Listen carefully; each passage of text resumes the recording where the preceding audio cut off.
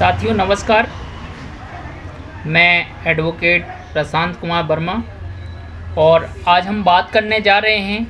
कि जो एससी हैं, एसटी हैं, ओबीसी हैं, इनका मतलब क्या है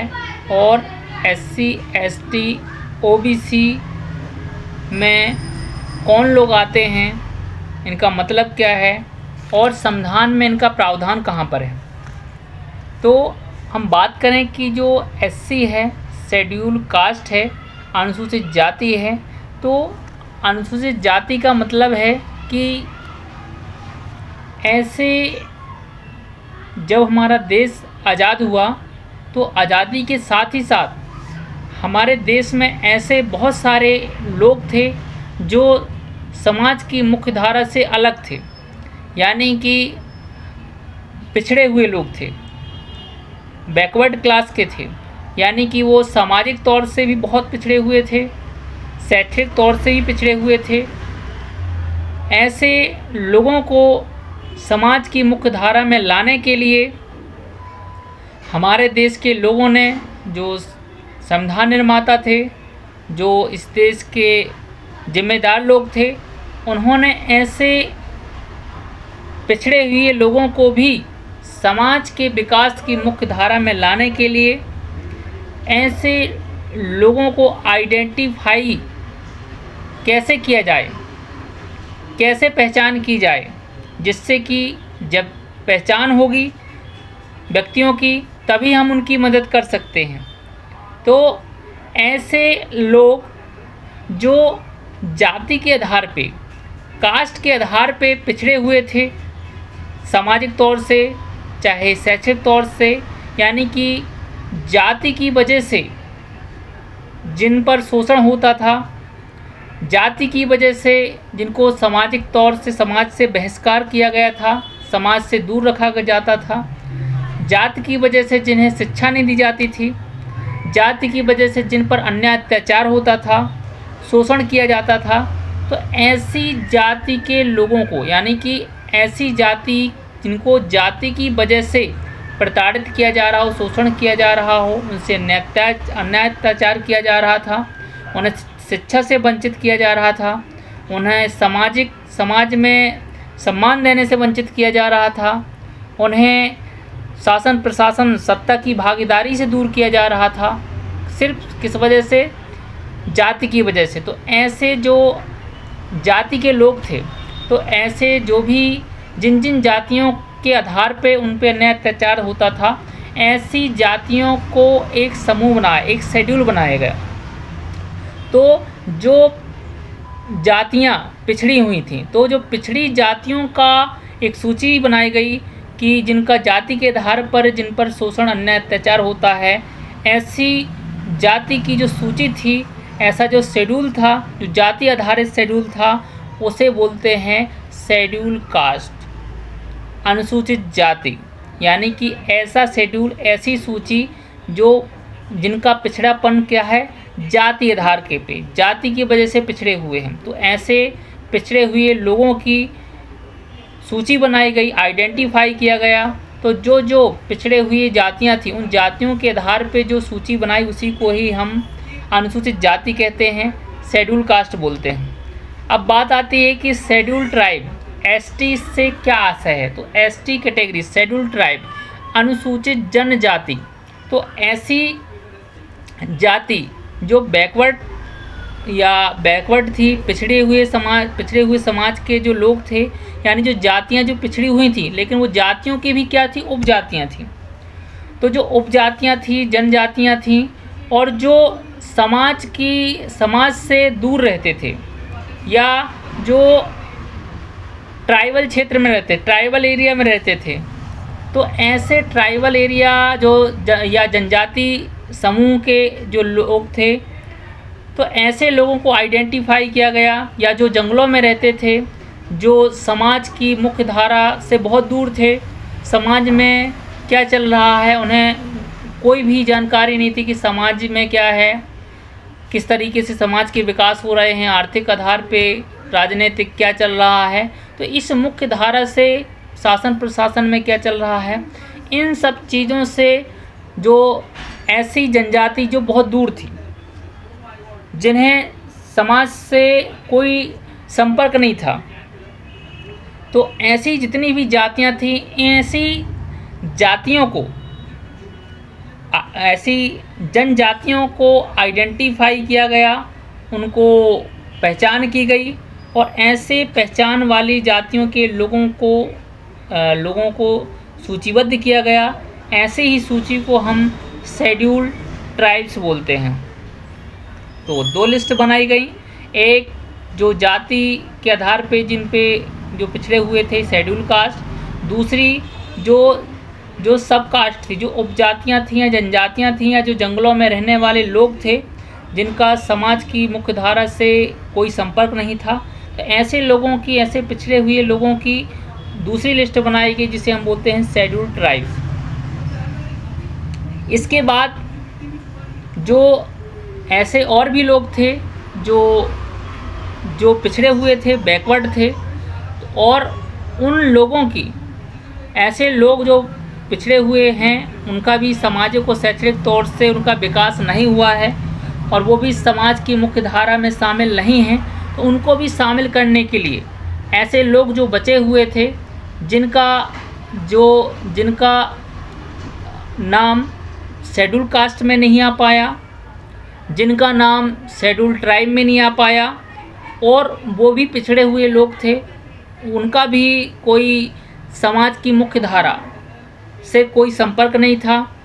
तो ऐसे लोगों को भी आइडेंटिफाई किया गया और उन्हें एक तीसरी लिस्ट बनाई गई, जिसे हम अदर बैकवर्ड कास्ट के नाम से, ओबीसी के नाम से जानते हैं। तो ऐसी जो पिछड़ापन है, लेकिन उनका ना ही एससी कैटेगरी में नाम शामिल हो पाया, जिनका नाम ना एसटी कैटेगरी में शामिल हो पाया, और वो भी क्या है, पिछड़े हुए हैं, उनका भी समाज की मुख्य धारा में लाना आवश्यक है। तो ऐसी तीसरी सूची बनाई गई, उस सूची का जो नाम रखा गया अदर बैकवर्ड क्लास। तो इस प्रकार से हमारे देश के लोगों के विकास के लिए 3 प्रकार की, यानी कि जो समाज की मुख्य धारा में लाने के लिए जो पिछड़े लोग थे, चाहे सामाजिक शैक्षणिक तौर से जो पिछड़े हुए लोग थे, उन लोगों को भी समाज की मुख्य धारा में लाने के लिए किस तरीके से ला सकते हैं, उनको आइडेंटिफाई करने के लिए 3 प्रकार की सूचियां बनाई गईं, जो थी, पहली थी एससी शेड्यूल कास्ट, दूसरी थी एसटी शेड्यूल ट्राइब, तीसरी थी ओबीसी अदर बैकवर्ड क्लास। तो इस प्रकार से 3 सूचियां बनाई गई। तो ये जो जानकारी है सूचियों को, विषय को लेकर के, तो हम समझ पा रहे हैं कि जो समाज के जिम्मेदार लोग हैं, पढ़े लिखे लोग हैं, अच्छे पोस्ट पर भी हैं, लेकिन फिर भी इस जानकारी से अनजान हैं। ये जानकारी सभी लोग नहीं समझ पा रहे हैं। ठीक वैसा ही है कि हम भारत देश में रह रहे हैं, हम भारत के संविधान की प्रेम्बल तक हमें मालूम नहीं है कि प्रेम्बल क्या कहती है हमारे संविधान की। जब हमें प्रेम्बल तक मालूम नहीं है, तो आगे उस संविधान में क्या प्रावधान है वो कैसे मालूम हो सकते हैं। यानी कि हमारे देश में अवेयरनेस, जागरूकता की बहुत ज़्यादा आवश्यकता है और लोगों को जागरूक करना आवश्यक है। जब सभी लोग जागरूक होंगे तभी विकास संभव है। तो ये जो प्रावधान है, तो किस तरीके से कौन व्यक्ति, किस जाति के लोग एससी कैटेगरी में आते हैं, कौन व्यक्ति एसटी कैटेगरी में आएंगे, कौन व्यक्ति ओबीसी कैटेगरी में आएंगे, तो ये जो अधिकार है, ये अधिकार राष्ट्रपति महोदय जी के पास है कि वो राष्ट्रपति महोदय जी संबंधित उस राज्य के राज्यपाल जी से परामर्श करने के पश्चात उन जाति के लोगों को जो सामाजिक और शैक्षिक दृष्टि से पिछड़े हुए हैं, उन लोगों की सूची बना सकते हैं और उनको गजट नोटिफिकेशन के माध्यम से प्रकाशित करके उनको घोषणा की जा सकती है कि ये जाति के लोग भी इस कैटेगरी में आते हैं। तो जैसा कि अनुसूचित जाति है, वो संविधान के अनुच्छेद 341 में प्रावधान किया गया है। तो 341 के माध्यम से राष्ट्रपति महोदय जी राज्यपाल जी से परामर्श करने के पश्चात वहाँ उस क्षेत्र में असूचित करते हैं कि किस किस जाति के लोग अनुसूचित जाति में आएंगे। ठीक उसी तरीके से अनुच्छेद 342 के अंतर्गत जो ऐसे राष्ट्रपति महोदय जी हैं, उस राज्य के राज्यपाल जी से परामर्श करने के पश्चात जो ऐसी जो जनजातियां हैं या जो वनों में रहती हैं या जो जंगलों में रहती हैं, जिनका समाज की मुख्यधारा से कोई संपर्क नहीं है, उन ऐसी जातियों को आइडेंटिफाई करके राष्ट्रपति महोदय जी ऐसी जनजातियों को अनुसूचित जनजाति के तौर पे उनको असूचित कर सकते हैं, नोटिफाई कर सकते हैं। और जो ओबीसी है, तो ओबीसी के विषय में संविधान में जो प्रावधान है, जो ओबीसी वर्ग जो आयोग है, उसके बारे में संविधान के अनुच्छेद 340 से प्रावधान किया गया है। और जो 340 के अंतर्गत जो राष्ट्रपति महोदय जी हैं वो